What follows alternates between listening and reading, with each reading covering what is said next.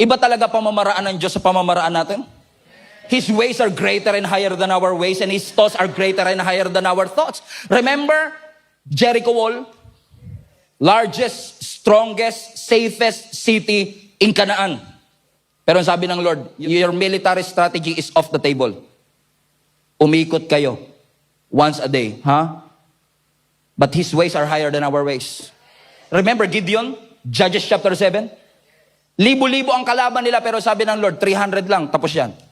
Huh? Remember Jehoshaphat? 3 army nagtulong-tulong para pabagsakin ng Judah. Ready na silang lumaban. Ang sabi ng Lord, musician at singer ang ilagay mo. Buti na lang, nasa tono yung mga singer nun. Pero sino man naman ang mag-aakala na pwedeng papanalunin ng Panginoon without them even fighting? Why? Hindi lahat ng battle madadaan mo sa tactic, galing, talento, skills, and better strategies. No, sometimes all you need to do is kneel down and pray. Erase mo yung banner yan and remind yourself who your God is, who you are representing to, and who you belong to. Come on, palapakan natin ang ating Panginoon. So maganda.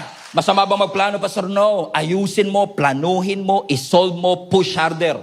Pero hindi pwedeng tulak ka ng tulak, plano ka ng plano, ayos ka ng ayos, pero napakahina ng prayer life mo, kapatid.